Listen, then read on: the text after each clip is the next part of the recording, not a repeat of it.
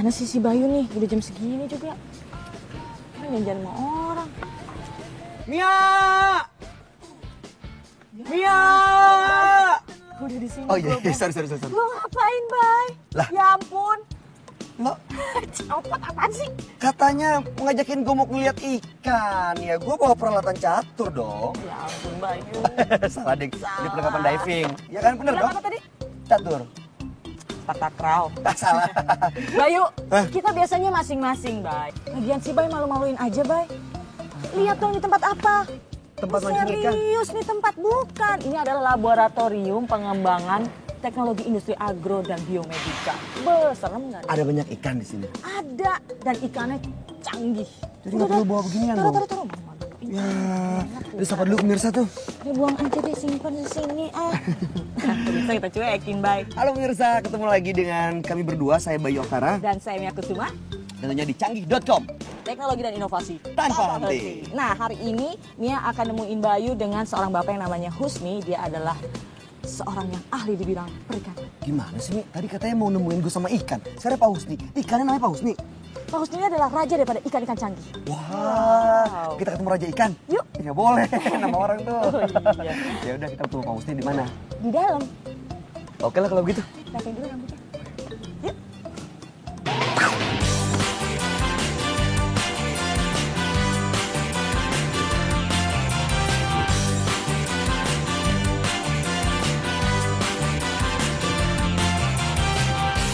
Ikan merupakan makanan yang kaya akan nilai gizi dan salah satu sumber protein hewani utama yang sangat dibutuhkan oleh manusia. Tak heran jika konsumsi ikan di dunia mengalami peningkatan seiring dengan bertambahnya populasi penduduk dunia. Dan Indonesia merupakan salah satu negara penyuplai ikan terbesar bagi masyarakat dunia. Tak hanya dari hasil tangkapan di laut, budidaya ikan secara mandiri juga dapat menjadi penyokong dalam proses memenuhi kebutuhan masyarakat akan ikan.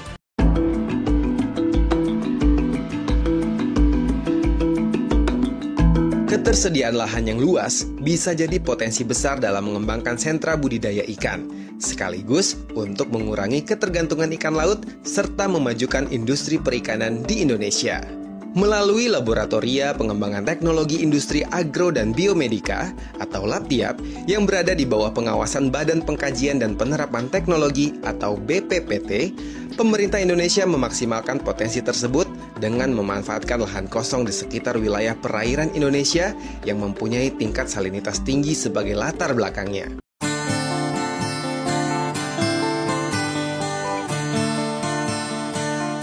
LAPTIAP berhasil menciptakan ikan canggih yang dikenal sebagai ikan nila salin, yaitu ikan nila yang bisa hidup, tumbuh, dan berkembang biak di air payau.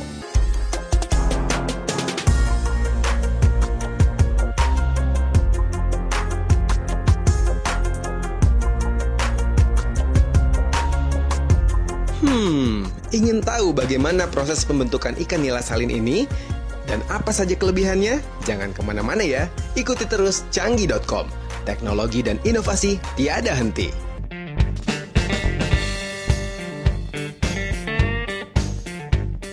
Rekayasa canggih.com kali ini adalah seorang bapak beranak 3. Penyuka renang dan gado-gado ini merupakan Chief Engineer dalam pengembangan teknologi produksi ikan nila salin. Inilah Husni Amarullah.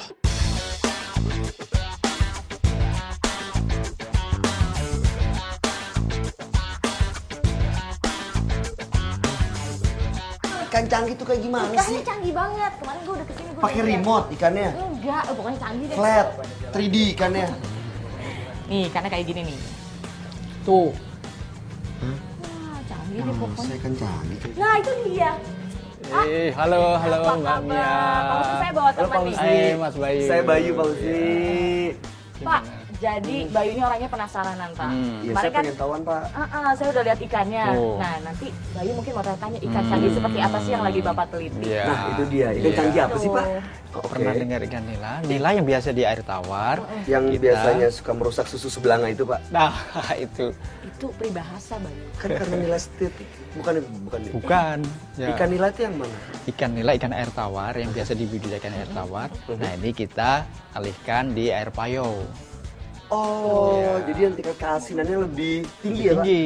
Iya. Tapi Oh. emang bisa sih Pak ikan yang habitatnya biasanya di air tawar? air tawar tiba-tiba harus dipindahkan nggak mati Pak? Ya, ini kebetulan ikan nila ini memiliki sifat yang ada toleransi salinitas kadar garam cukup. Oke. Nah, ini tidak biasa digunakan, tetapi kita coba alihkan ke air asin yang sebetulnya masih dalam kisaran toleransi. Ya enggak, maksudnya apa latar belakangnya gitu sampai Bapak mengembangkan penelitian untuk ikan canggih ini Pak? Iya, jadi gini, kalau kita lihat pertambahan penduduk kan tambah meningkat ya, pesat ya, butuh pengamanan pangan yang cukup buat masyarakat kita. Tentunya tidak hanya karbohidrat, Nggak cuma nasi gitu ya tidak Pak? cuma nasi, Protein tetapi juga. protein juga perlu kita siapkan. Salah satu yang kita kembangkan adalah dari ikan. Nah, ikan ini biasanya yang di ikan air tawar, kita lihat kondisi di kita itu lahan-lahan untuk budidaya sudah semakin sempit. Dipakai untuk industri, untuk pemukiman, Keadaannya sudah tidak cukup baik. Nah, maka kita coba alihkan bagaimana bisa kita manfaatkan lahan tambak. Pertambakan yang cukup luas, 430.000 hektar, luas, tetapi tidak dimanfaatkan secara optimal gitu. Jadi banyak yang idle. Yang biasa di tambak itu kan udang, kemudian bandeng. Nah, udang ini kan investasi tinggi.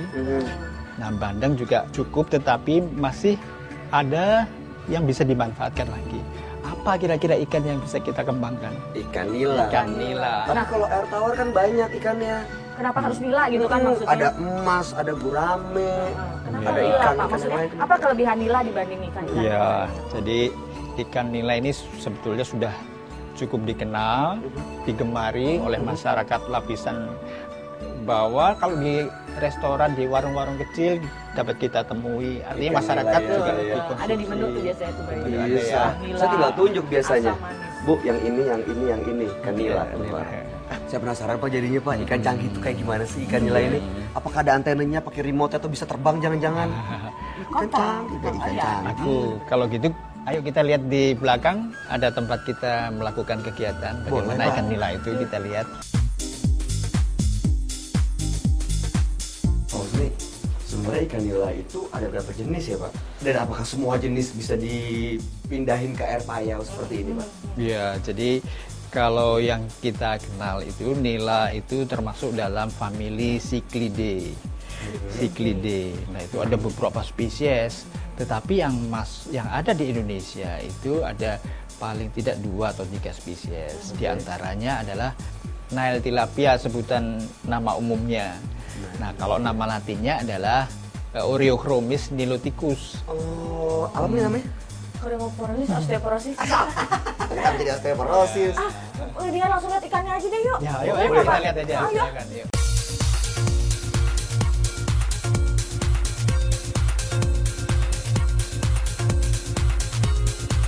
Waduh, Tuh, ini bak semua Pak. gede-gede banget ikannya. Ini bukan Iya. ikan, ini bak.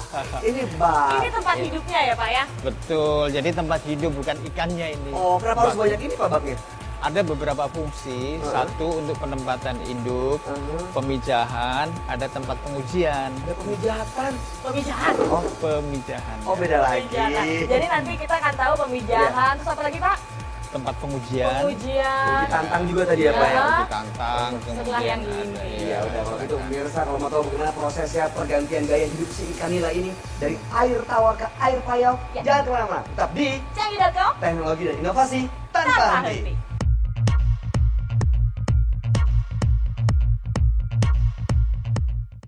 Memiliki lebih dari 7.000 orang peneliti dan parekayasa merupakan potensi yang harus diberdayakan untuk menjawab tantangan kebutuhan ilmu pengetahuan dan teknologi.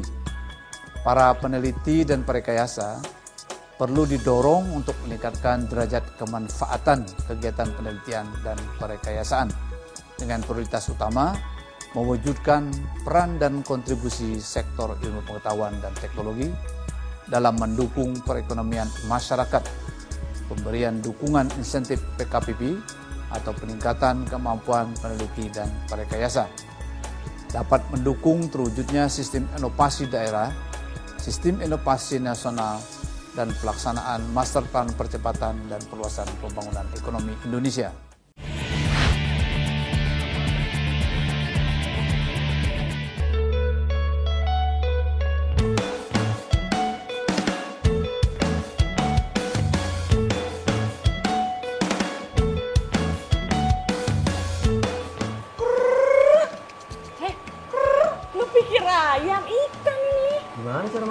Nih, yang benar nih. Nah, kayak manggil burung, Badut, bukan gitu. Gimana sih cara manggil ikan, Pak? Nggak ada caranya kali ya. Ya. Enggak, beda ya, Pak ya. Beda. Pak, ini apa nih, Pak? Ini ikan nila. Kenapa dipisahin di sini?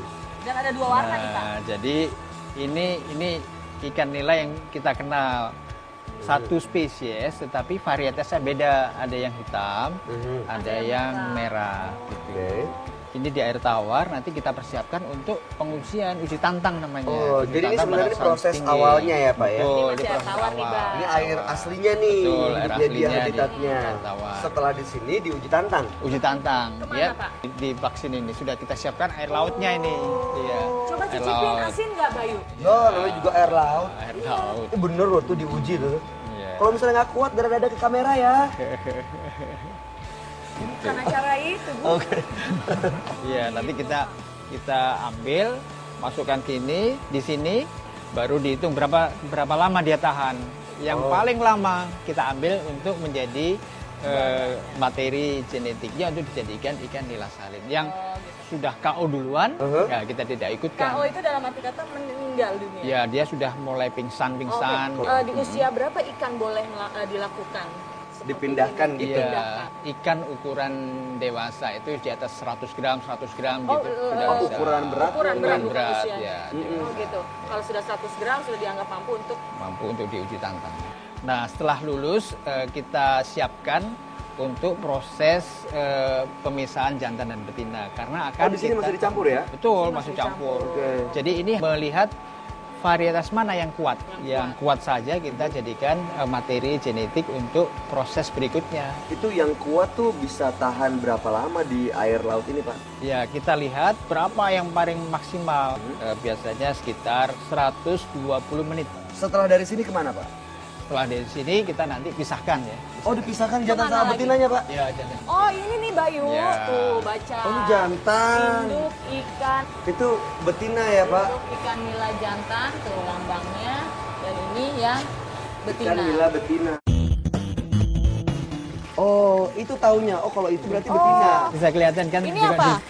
ini betina. Betina. Dikeluarkan begini. Begitu dipencet. Nah, Wah. Itu siap untuk dibuahi ya, Pak?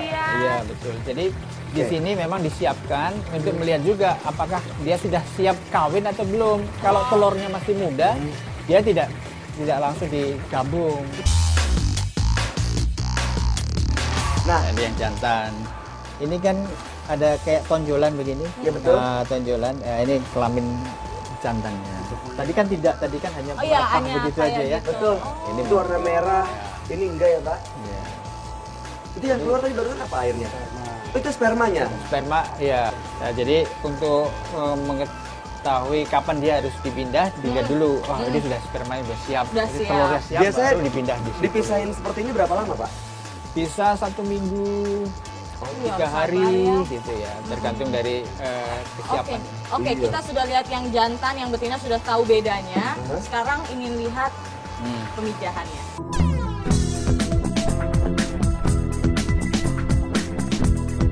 Ya, ini sudah dicampur. Astaga. Ada jantan, ada betina, udah disiapkan.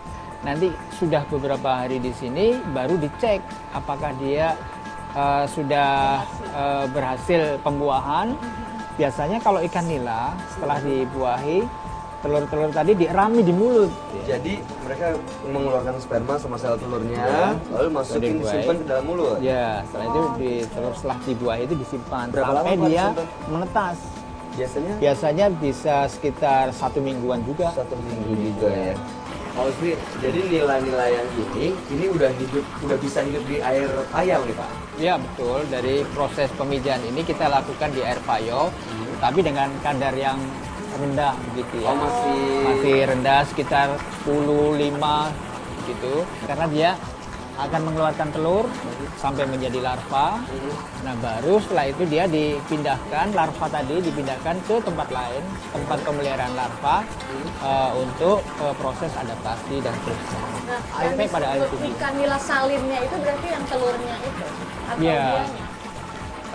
Ini sebetulnya juga sudah tahan, cuman dalam proses perkawinannya dibuat salinitas yang agak lebih rendah. Yang anakannya dilakukan proses adaptasi yang bertahap, tetapi tidak perlu waktu lama sebetulnya. Tingkat salinitasnya bedanya air yang di sana dengan air ini itu bedanya seperti apa, Pak?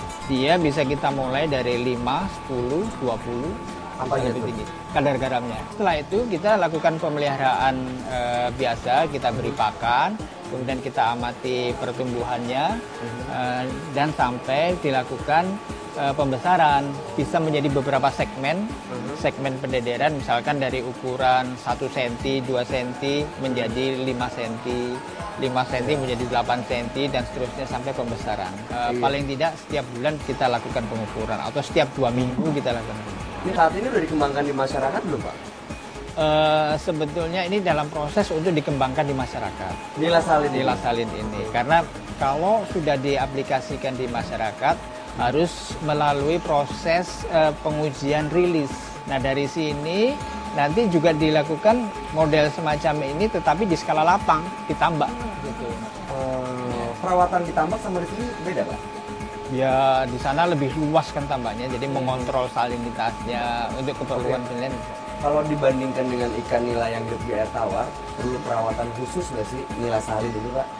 Tidak khusus, artinya memelihara seperti biasa, hanya kita mesti perhatikan salinitas, jangan sampai ekstrim begitu ya. Tapi umumnya sangat mudah. Kalau di tingkat masyarakat kita buat akan menjadi sangat mudah. Masyarakat sebetulnya kita sarankan untuk melakukan pembesaran saja.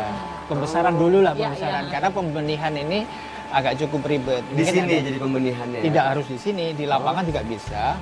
Tetapi mungkin perlu memperhatikan penggunaan induk dan sebagainya.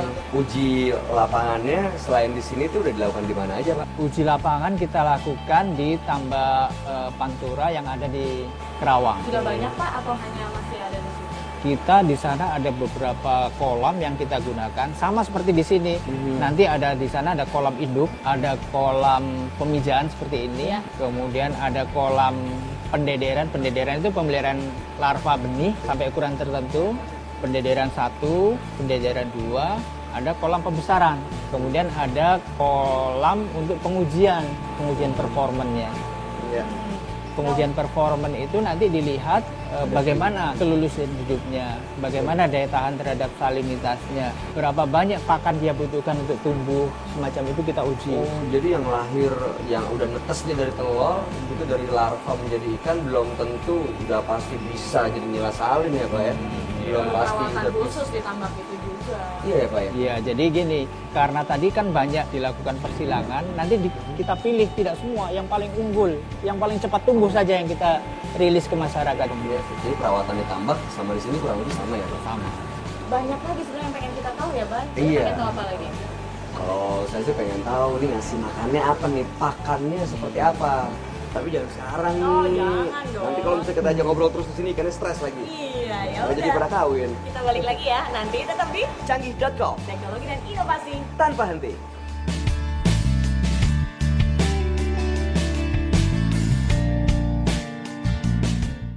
Kemandirian nasional di sektor produksi hingga kini masih terlihat lemah dan ketergantungan terhadap produk impor. Dengan adanya pendanaan riset SINAS atau Sistem Inovasi Nasional oleh Kemenristek di tahun 2012, diharapkan bisa meningkatkan kontribusi pembangunan IPTEK untuk mendorong peningkatan daya saing nasional. Insentif Research SINAS merujuk 7 bidang fokus, yaitu bidang pangan dan pertanian, kesehatan dan obat, teknologi transportasi, teknologi komunikasi dan informasi, energi, pertahanan dan keamanan, serta material maju. Insentif riset SINAS ini mampu mendukung kemandirian teknologi dan kegiatan ekonomi utama dalam Master Plan Percepatan dan Perluasan Pembangunan Ekonomi Indonesia.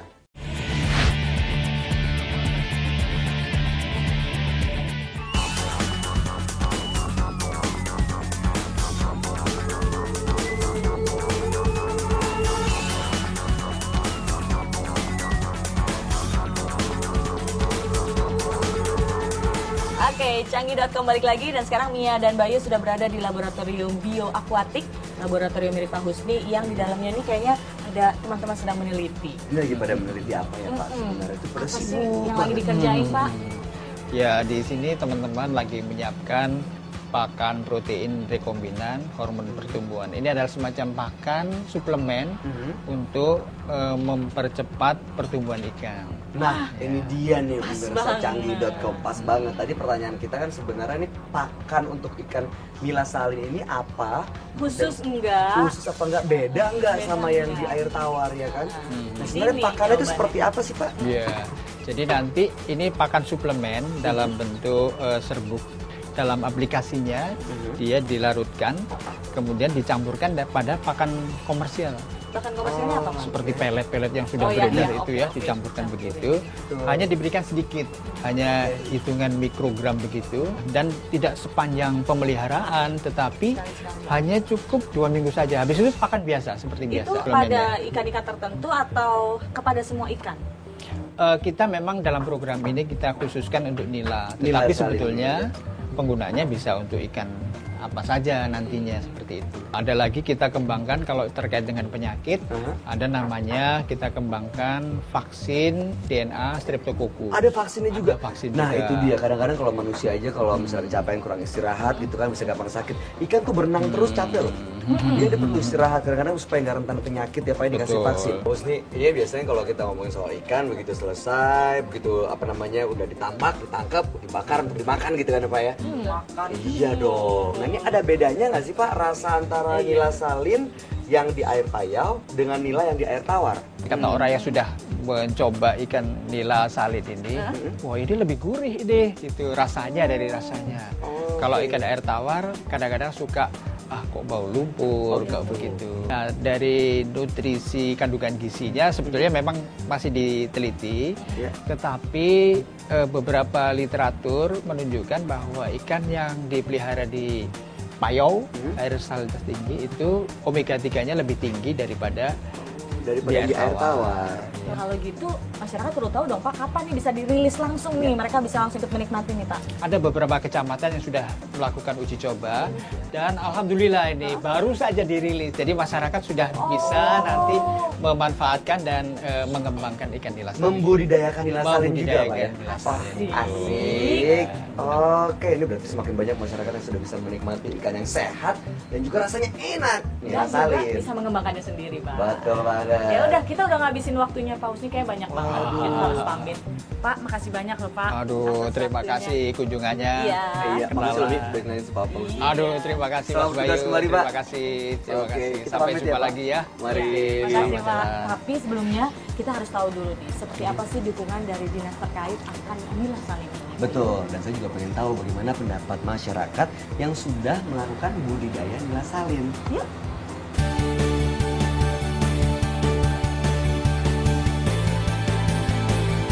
Neni Yustiningsih merupakan Direktur Pusat Teknologi Produksi Pertanian BPPT. Ibu yang punya hobi aerobik ini akan memaparkan bagaimana kebijakan BPPT dalam mendukung Kementerian Riset dan Teknologi atau Kemenristek mengenai teknologi nila salin.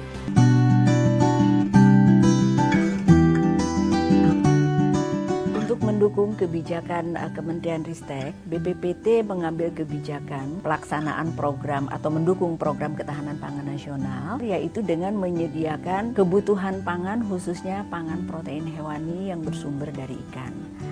Nah, kemudian BPPT mengembangkan ikan nila salin. Mengapa nila salin? Karena ikan nila dikenal sebagai ikan nila yang bandel.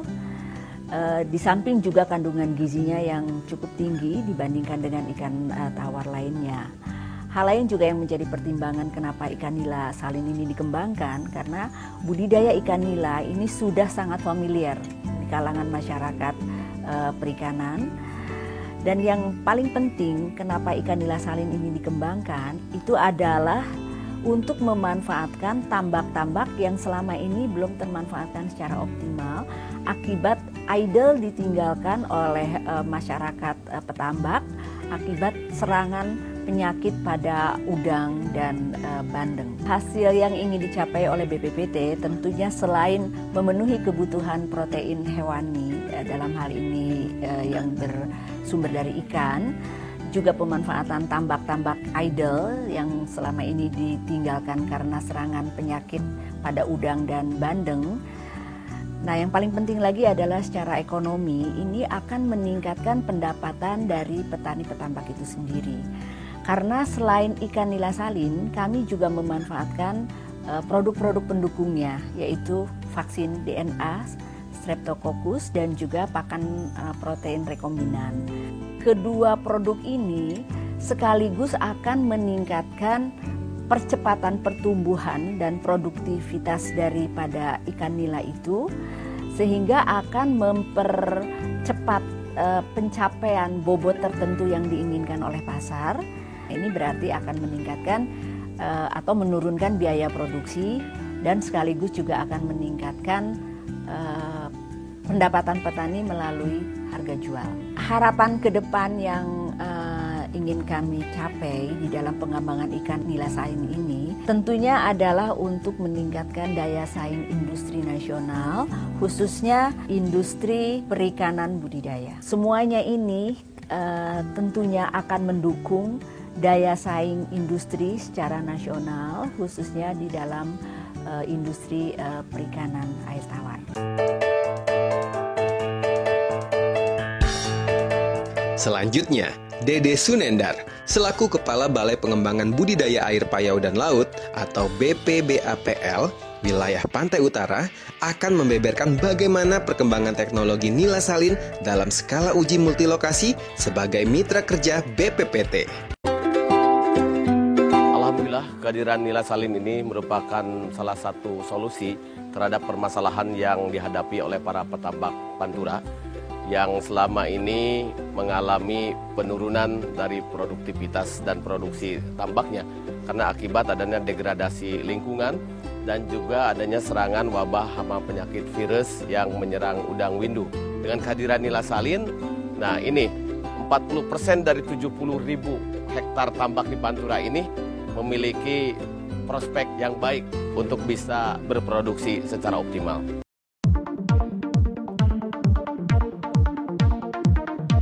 Manfaat nila salin ternyata telah dirasakan oleh sebagian petambak wilayah Pantura. Edi Muhtarudin, selaku Ketua Perhimpunan Pembudidaya Tambak Pantura atau PPTP Jawa Barat, akan menceritakannya. Manfaatnya buat masyarakat pembudidaya tambak itu signifikan karena dalam rangka mengoptimalisasi lahan. Lahan-lahan yang jauh dari laut yang salinitasnya lebih rendah, 20 ke bawah, itu tidak cocok untuk bandeng, maka ini untuk cocok untuk nila salin.